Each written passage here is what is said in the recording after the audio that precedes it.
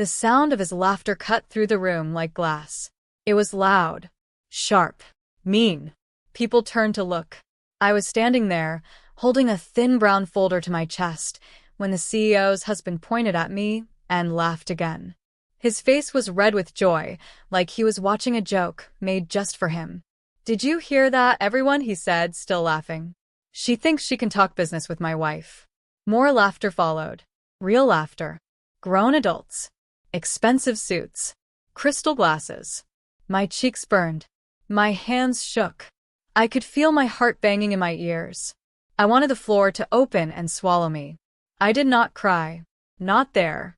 I just stood still while he enjoyed every second of my shame.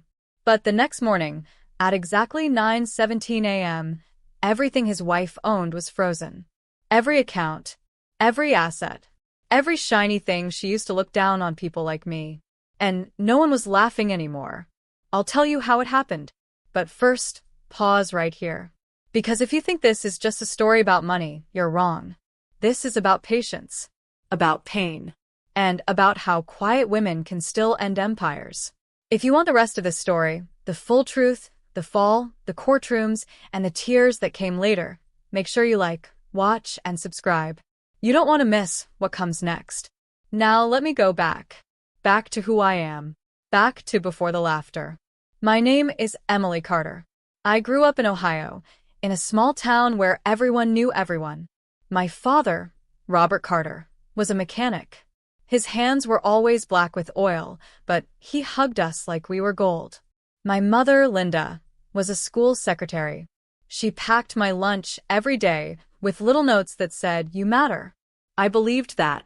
I was not rich. I was not powerful. But I was smart. I studied hard. I worked harder. I believed that if you did the right thing long enough, life would notice. I got married at 26 to Daniel Brooks, a kind man with tired eyes and big dreams. We promised each other simple things: honesty, loyalty, forever. For a while, we had those things. Then Daniel got sick. Very sick. Hospital bills came like storms. One after another. I sold my car. I sold my jewelry. I worked 2 jobs. Then 3. I watched love turn into stress. Stress turn into silence. One night, Daniel looked at me from the hospital bed and said, "You deserve better." He left me 6 months later. Just like that. A note. No goodbye.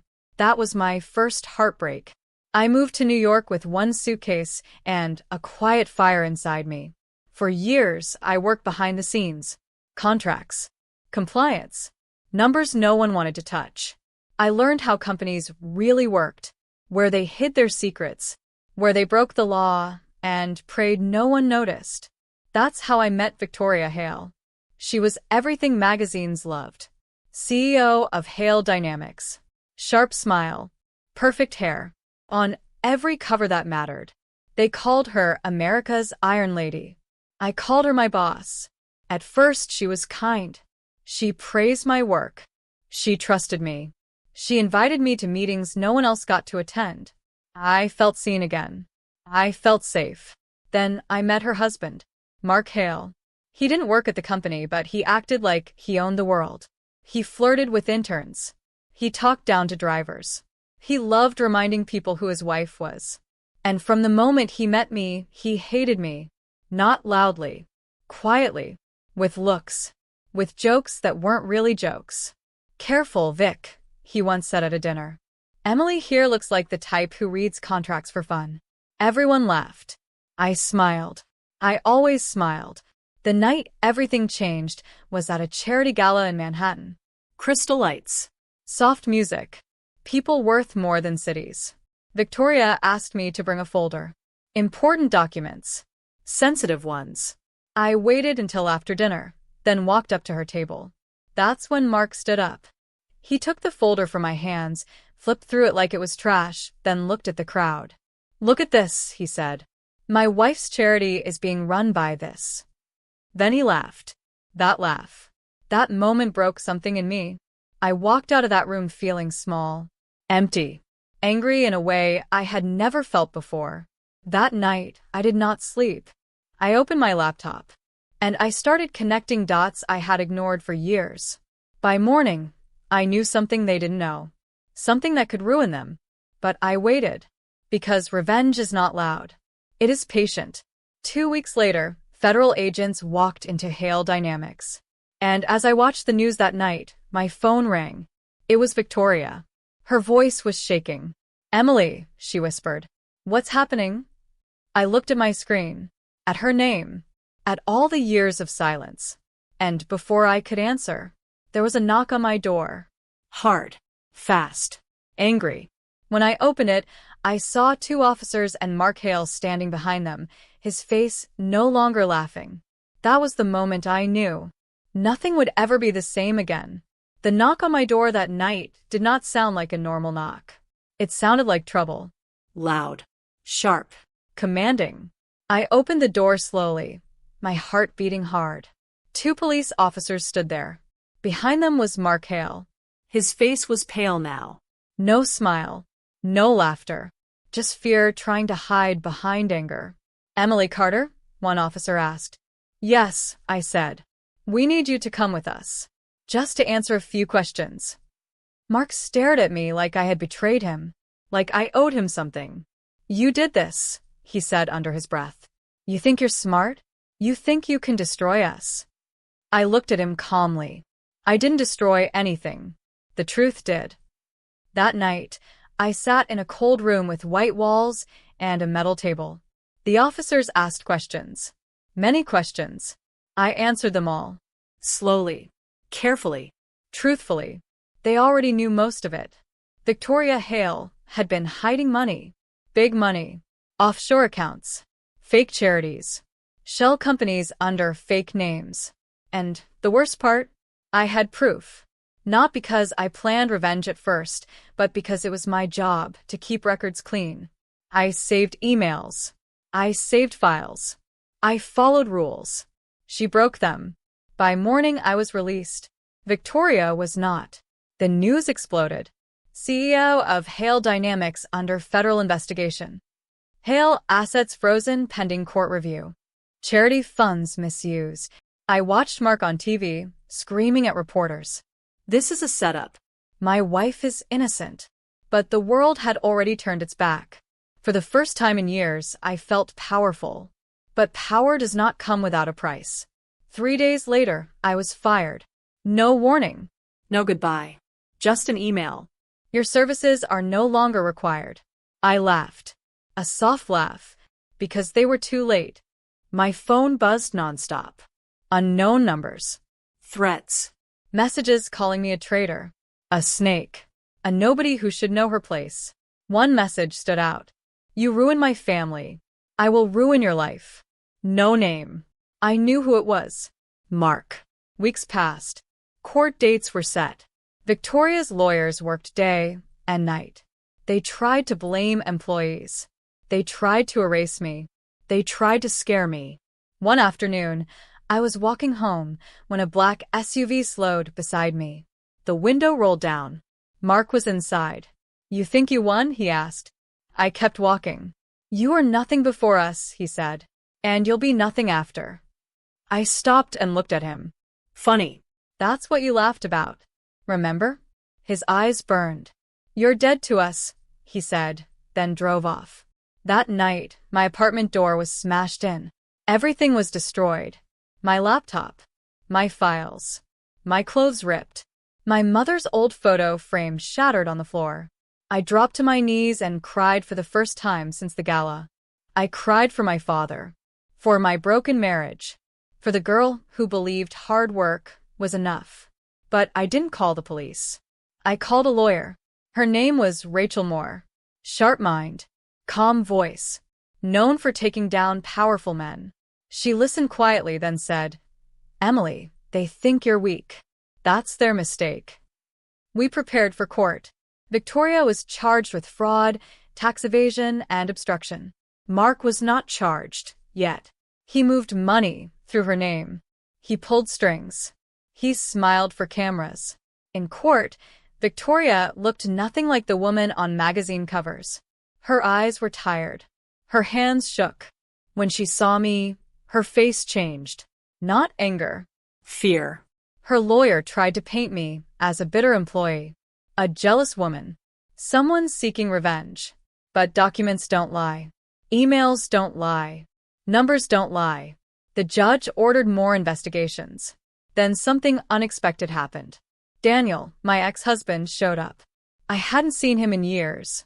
He looked healthier, stronger. "I'm sorry," he said. "I didn't know what you were carrying." I wanted to scream. Instead, I nodded.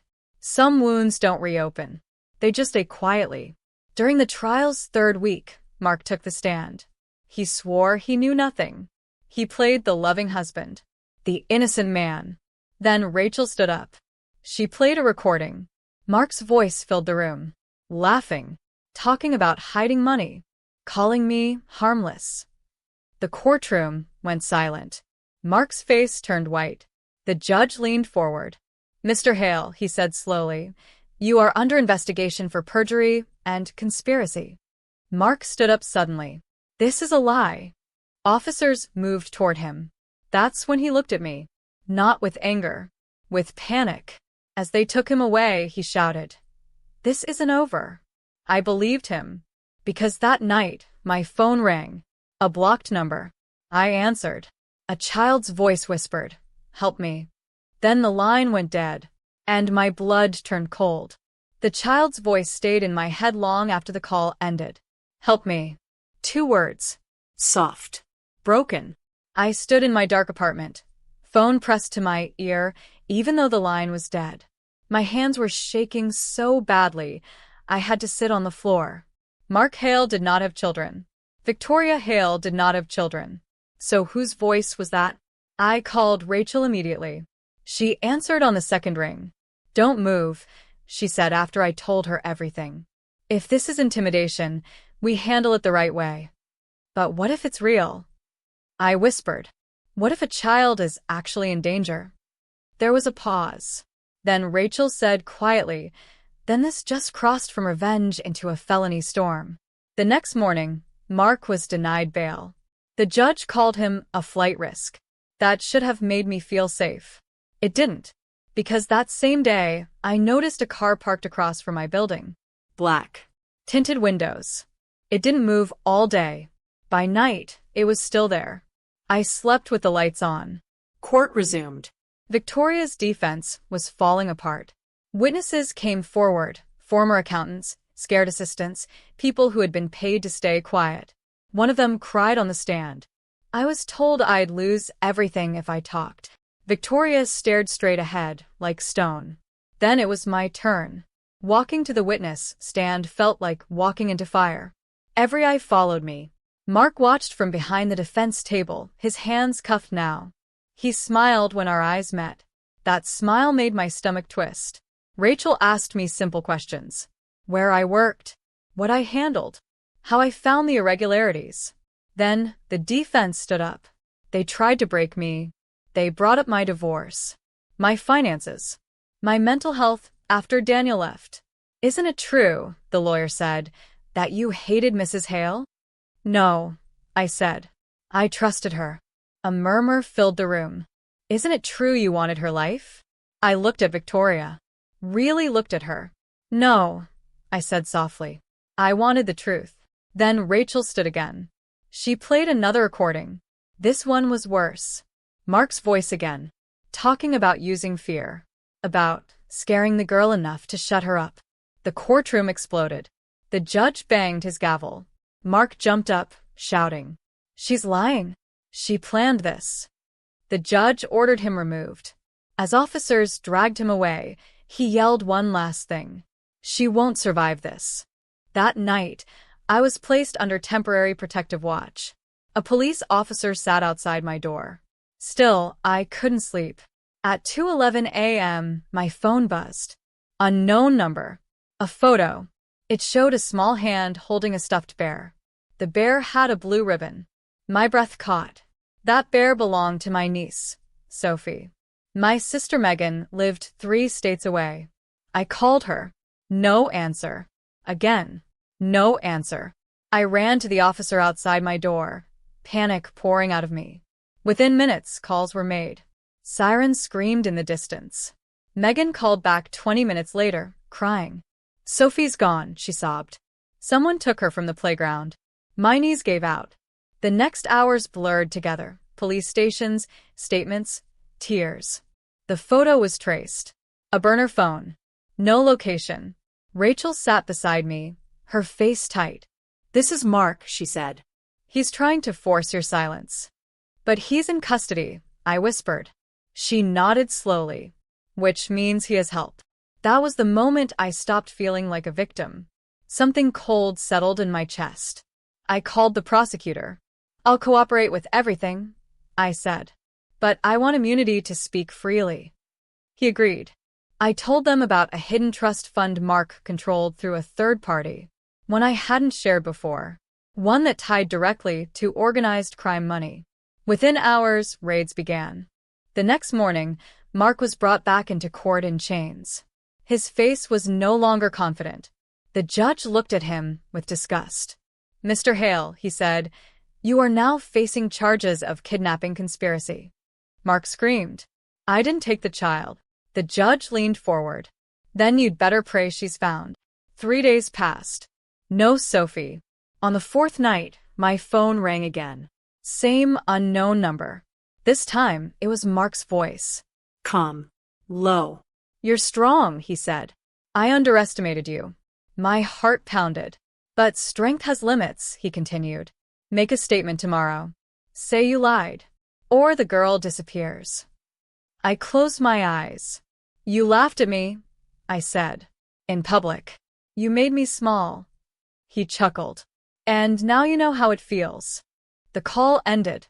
I didn't sleep. At dawn, I made my decision. I walked into the courthouse with cameras flashing. Rachel beside me. The prosecutor waiting. I stepped to the microphone. And before I could speak, a police officer burst into the room, shouting my name. They had found Sophie. Alive. But what they found with her changed everything. And as I turned toward the chaos, I realized this was no longer about revenge. It was about justice. And someone was about to go to prison for life. The room went silent when the officer said her name. "Sophie Carter has been found." I dropped the microphone. For a moment, I could not breathe. My chest felt too tight, like my heart had forgotten how to work. Then Rachel grabbed my arm as my knees almost gave out. "She's alive," the officer repeated. "She's shaken but alive." I cried. Not quiet tears. Loud, ugly sobs that tore out of me. The kind you don't care who sees. But the officer wasn't finished. "She was found in a storage house in New Jersey," he continued. "And we arrested 3 men at the scene." The courtroom buzzed. One of them, the officer added, was linked directly to a shell company owned by Mark Hale. Mark stood up so fast his chair fell backward. "This is a lie," he screamed. "I didn't touch that child." The judge slammed the gavel so hard it echoed. "Sit down," he ordered. "Now." Mark did not sit. 2 officers grabbed him as he fought, shouting my name. "You ruined everything," he yelled. "You think you're clean? You think you're a hero?" I looked at him, really looked at him, and for the first time, I felt nothing. Not fear. Not anger. Just clarity. Sophie was brought into the courthouse later that day. She ran into my arms, thin and shaking, her blue ribbon bear still clutched in her hand. "Aunt Emily," she whispered. I was so scared. I held her and promised her something I knew I could keep. "No one will ever hurt you again." The trial moved fast after that. The evidence was overwhelming. Phone records, money trails, witnesses who finally spoke when they saw Mark fall. One man broke down and admitted everything. Mark had ordered it. Not to get money, not to escape jail, but to break me. The jury didn't take long. Guilty. On all counts. Kidnapping conspiracy. Financial crimes. Witness intimidation. The judge sentenced Mark Hale to life in federal prison. When the sentence was read, Mark turned to look at Victoria. She didn't look back. Victoria was sentenced the same day. 27 years. No early release. No special treatment. The woman who once froze my career now sat frozen herself, staring at a future of concrete walls and locked doors. As they led her away, she finally looked at me. Her voice cracked. "I trusted you." I answered quietly, "So did I." After the trial, everything changed. I was offered protection, then a job, this time from the government. Compliance. Oversight. Making sure people like the Hales never did this again. I accepted. Not for revenge, but for peace. Daniel wrote me a letter from another state. He said he was proud of me, that he was sorry. I wished him well and let the past rest where it belonged. My parents hugged me like they never wanted to let go. My sister cried in my arms. Sophie sleeps with her blue bear every night. And me? I sleep well now. Sometimes I think about that night at the gala. The laughter. The heat in my face. The moment I felt small. Mark Hale laughed at me in public. The next day, everything his wife owned was frozen. And in the end, everything he owned, his power, his freedom, his name, was taken too. I didn't scream. I didn't beg. I waited. Because revenge isn't loud. Justice is quiet. And it always comes.